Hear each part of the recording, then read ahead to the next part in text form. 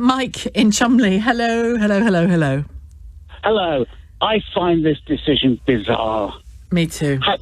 If we were hearing that students having parties in their halls of residence were being fined £10,000, so presume, and the host, the organiser, was getting the £10,000 fine, and all those present were equally fined or have similar fines. So if he admitted that he was there, he was in his flat, and the party was going on, did he just say in his questionnaire, "I thought something was happening, but I hid in the fridge"?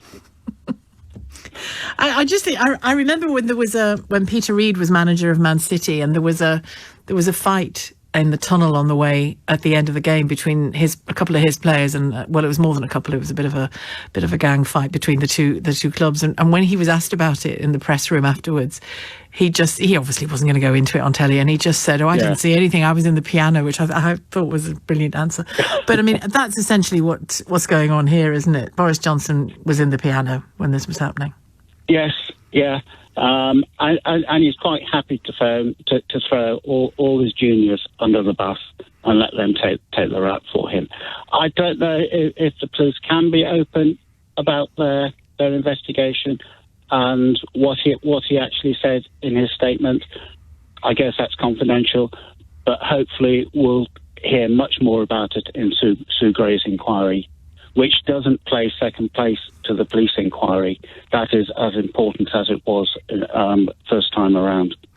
Well, whether the Prime Minister's escaped more fines or not, 83 people in number 10 did get fined a total of 126 times for attending the same events as him. Yes, indeed. And there was one, the only reason he wasn't at it was because he was at Chequers. And that was, I think, when they were wheeling the suitcases in. I mean, they either thought... Of booze, yeah. They either thought they could just take the mickey out of him and were having parties behind his back, sticking Post-it notes on the back of his suit as he went out, saying, "Jolly good, carry on working," or he was complicit. Which do you think it is? I mean, the incompetency argument has a lot going for it, but to be honest, I think he was complicit. All right, Mike, thanks for your call. Mike in Cholmondeley. Sam has called from Ash. Hello, Sam. Hello, Sheila. Good afternoon, and thank you for having me on. I would just like to make 2 points. One, about the police. Yeah. I think the police will have a lot of questions to answer, because what is already in the public domain regarding the number of parties, the number of documents that they've gone through, and the number of fines that they've already issued regarding the home and the workplace of the Prime Minister.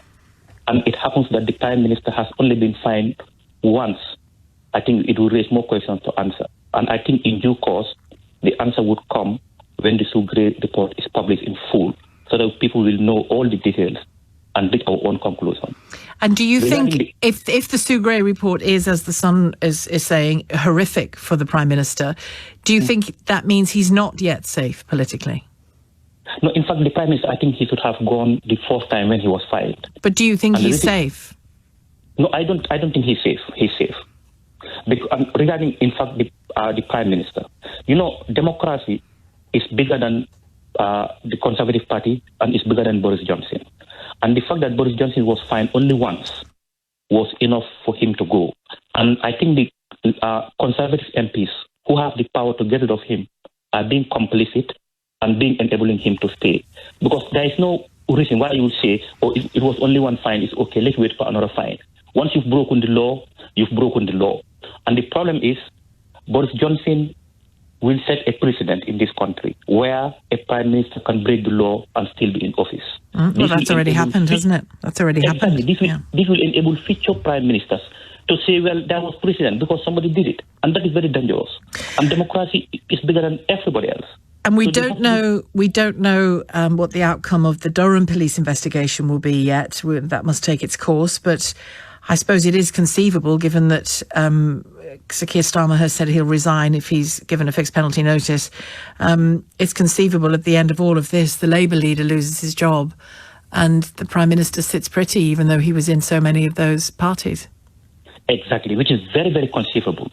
And the problem is, here... What would you conclude if that happened, Sam? What would you conclude? No, I think I'll be very, very angry, to be honest with you. With whom? With the Conservative MPs, because they have the power to get rid of him. We don't have the power. The police? The journalists don't have the power. The Conservative MPs have the power to get rid of him. So if Keir Starmer is to resign, which I think is the right thing to do, and Boris Johnson stays, that will be a mockery of democracy. And we keep telling other countries how democracy works. This is what we do. And then we find ourselves to be at the worst end of democracy. What lesson does that teach other people? It is totally unbelievable that even Boris Johnson breaks the law and still become Prime Minister. The bar is so lowered for Boris Johnson that he'll bring down this country, he'll bring down democracy, and that's the only hope we have, and that's what makes us different from other dictators. Thank you, Sam, for your call. Sam in Ash. I'll read a couple of texts, actually. I was going to go to Robin, but we'll talk to Robin in Cumbria after the news headlines. Let me read a couple of the texts that you've sent in here. It absolutely matters. Boris Johnson has lied to the country. And this is what I'm trying to get from you. Obviously, feel free to comment on what you think is going on here, but I'm keen to know whether the whole question of the Conservative leader, the Prime Minister, and Partygate still matters to you. So it does matter to Stuart, who's texted the programme. He says, Boris Johnson has lied to the country, lied to Parliament, lied so many times about so many things that he simply cannot be trusted. He does not have the capacity to lead us with decency, honour, trustworthiness or credibility any longer. And Mike in Sutton says the Met have played a blinder for Johnson, a complete stitch-up, junior staff fined, and he isn't. Basically, the Met has said he's attended 6 illegal gatherings, but attended 5 of them legally. Completely balmy, says Mike. Robin has called from Whitehaven. Hello, Robin. Good afternoon, Sheila. Do you still care about this? Absolutely. I do care about it, because the reason why I do care about it is because I shielded for quite a long time through the lockdowns. I think it was around about 12 months in total. But I was lucky enough not to lose family members. But that's what people should take their mind back to, the position that we were in, where people sacrificed so much. And we should never lose sight of the sacrifices that people made, and the ultimate sacrifice that people, our NHS care workers and key workers made. Some paid the ultimate in losing their life. So that's why I'm still care about this, and I think people have a duty in this country to care about it. But getting on to the question of the fines, I think Boris Johnson should resign now. He's got nothing else to hide behind. We were told for months of MPs coming on the airwaves trying to deflect attention, saying they couldn't answer hypothetical questions. We had to wait till the investigation's over. Now the investigation is over. I think there's been 126 fines issued to Downing Street. Now, the Prime Minister, he is a recipient of one of those fines. So he has broken the lockdown rules or laws. He has received a fixed penalty notice. So it is no longer hypothetical. He is guilty and he should resign. So for you, it isn't a matter of 3, 4, 5, 6 fines. The fact he has 1 fine is sufficient for him to go. The number of fines he's received is irrelevant. The fact that he has received a fine when for breaking the lockdown rules, when the vast majority of the country sacrificed so much. Now, I'm hoping that the Conservative MPs do the right thing and oust Boris Johnson, because they've got to, Sheila. They really have to. How can they go to their constituents who sacrificed so much? I can remember the clapping on the steps. It's really, we must cast our minds back to the sacrifices that were made. This isn't just a fixed penalty notice. The investigation is concluded. And are you unmoved? I mean, I'm unmoved by the argument that home was also work because it's Downing Street, because home was also work for millions of us during lockdown, wasn't it? Yeah, that's it. Home, I just don't. It doesn't wash with me, Sheila. It doesn't wash with me. I'm not sure how the Met have done their investigation, but what I'm hearing is there's people received fines who were at events that Johnson was at, but he didn't. I'm not 100% certain on the dynamics of how the fines were issued. All I know is the Prime Minister has received a fine. He should go. He stood in Parliament numerous times trying to convince people that the rules were followed and there was nothing. No, he was assured the rules had been followed. I think the game's up. The game's up for him. He's had his fine. The investigation's over. Those MPs now who've hidden for months behind the hypotheticals and it's over. Waited for the election results, waiting for Sue Gray. You don't think they should wait any longer? Thank you, Robin, for your call. That's Robin in Whitehaven. Steve, hello. Hi, Sheila. Great show, by the way. Thank you. You know what, Sheila? I was, before I called, I was about to rant and rave about something. You're typical, he's not fit to govern, which he isn't. But the way I've just thought about it, I've calmed down a little bit. I think this might go against him, because I think that people will finally see that the man is unfit to govern, and he's got off on a technicality. He's not innocent. He's got off on a technicality that if the parties or the gatherings would have happened 6 months later, he'd have been fined. And it's just, like, I lost my mum to COVID. She went into hospital. She stayed there for 3 weeks. We couldn't go in. I'm the only son. I've got two sisters. There's a big gap between me and my sisters. I was, without saying it, I was the favourite. I was the one she loved. And she was asking for me all the time. And we couldn't go in. So I hear people say, like, oh, let it go. And it's like, well, you've never lost anyone. You've never been through it. You obviously never stayed away from someone to keep them safe. Because even before she went into hospital, we couldn't go to see her while she was in her own home. So now and then we'd go in the front garden and knock on the window and, like, talk to her from 20 foot away, like, every blue moon. So the likes of... He's unfit to govern. Do you know what, Sheila? I'm middle-aged and I was brought up with Thatcher. And I used to think that Margaret Thatcher was the devil incarnate. But she had some decent politicians. She had Michael Esseltine. She had Ken Clark. She did have some hardliners and she had some decent ones. This lot are the nastiest. She told the truth, Steve, didn't she? Yeah, it's just that, like, being from I know it's killing you. I know it's killing you for me to drag that out. Yeah, Margaret Thatcher. But with these, they're the most right wing. All they need to complete the set is employ Nigel Farage. I just don't understand how people don't see it. And I honestly think... Well, they don't need to employ him. He doesn't need to employ him. He's just transformed the Conservative Party into his image, hasn't it? Yeah, it's like it's a horrible time to be alive, in Britain. I think it's a horrible time because these people are slowly and surely destroying the country. They really are. And with all this, he's done well in Ukraine. He's been told to go out and do well in Ukraine, to keep away. It's like the technicality. He's been told about that technicality by the best lawyers that he can possibly find. And he, as I say, he's got away with so much. He squirms out of everything, but he allows everyone else to take the rap for him. And I think it's shameful. How will you feel? How will you feel? I think I can guess, but how will you feel if...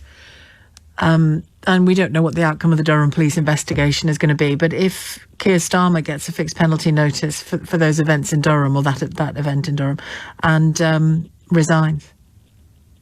Well, I think if he has been, I don't think he will be looking at the evidence, but if he does, I think he should resign. But I honestly think the best thing that's going to happen is that, because every day I look at this man on the TV and I feel like throwing the TV out the window, but I think that he's the best thing for Labour, because I think it's going to be like Donald Trump, like the Trump election, where a record number of people voted in America to get rid of him.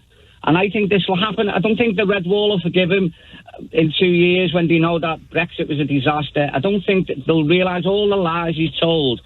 And I'm not saying Labour will get in as as the main party, but I honestly think it'd be good for, like, Labour and the Green Party, because Caroline in charge of the Green Party is a brilliant politician. Caroline Lucas.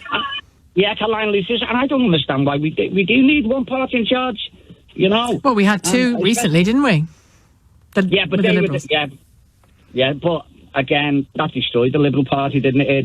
The Liberal Democrats, and they're just recovering from it now.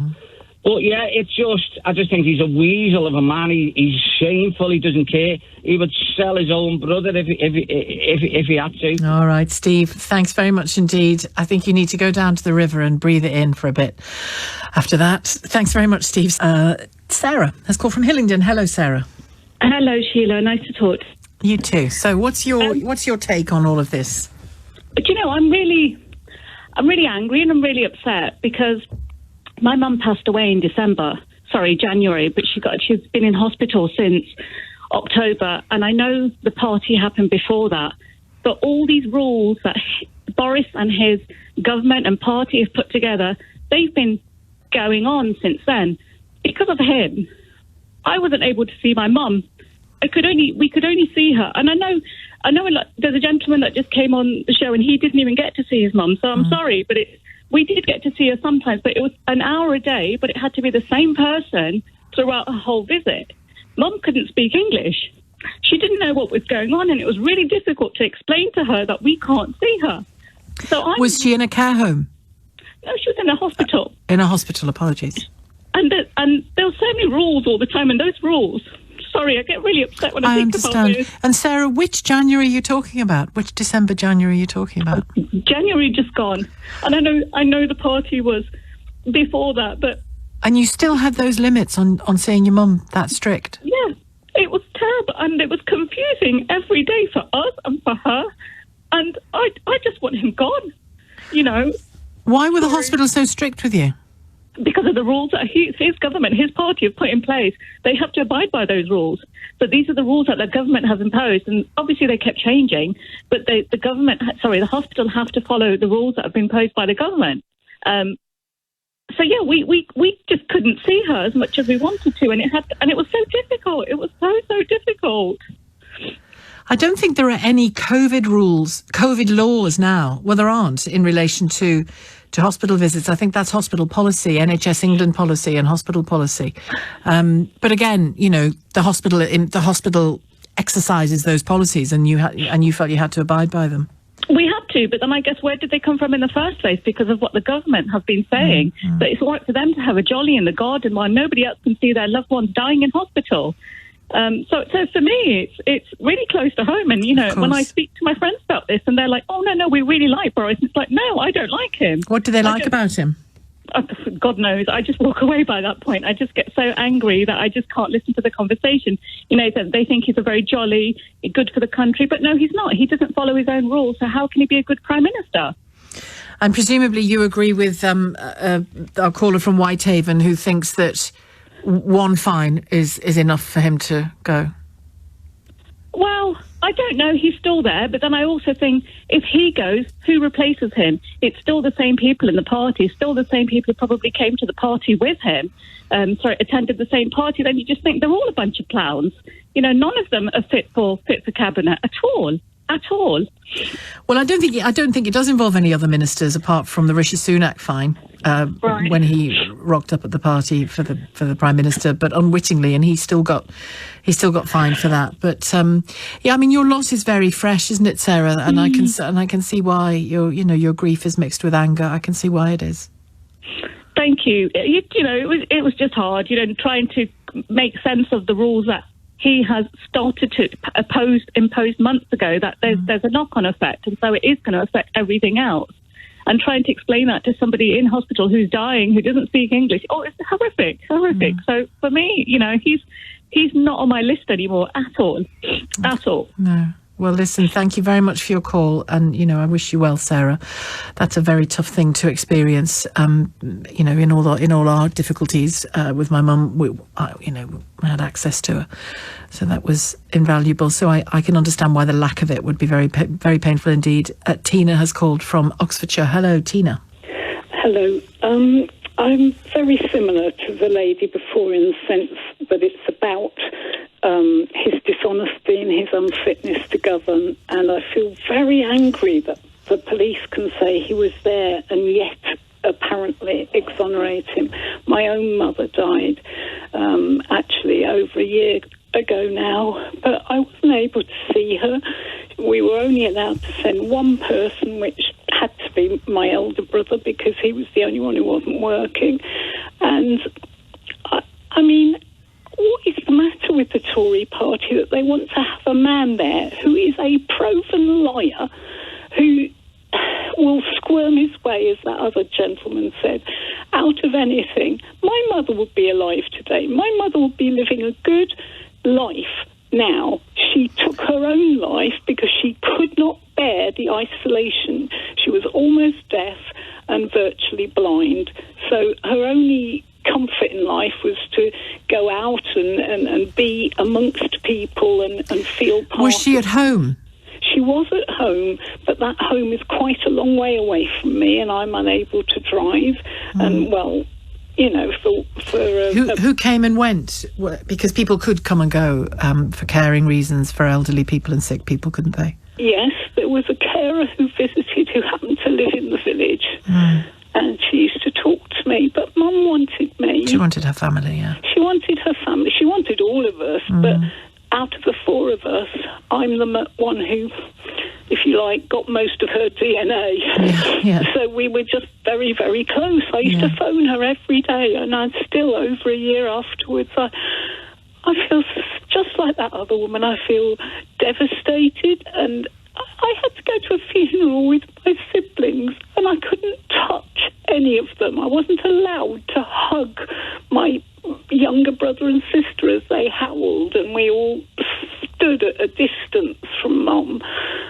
It was unspeakable, and I feel like he's almost laughing at us because we were stupid enough to obey the rules that he set in place. We did it out of love. I think he was, and others in government, was surprised at how compliant, maybe that's the word, how compliant people were with the rules. Because know if it was true or not, and we didn't. We also at that beginning phase in the first 6 months, say, you know, this was a new world where we thought that hugging our loved ones, and actually it's true in some cases, you know, where it could harm them, could hurt them. Exactly. And we didn't want to hurt our people because we loved them.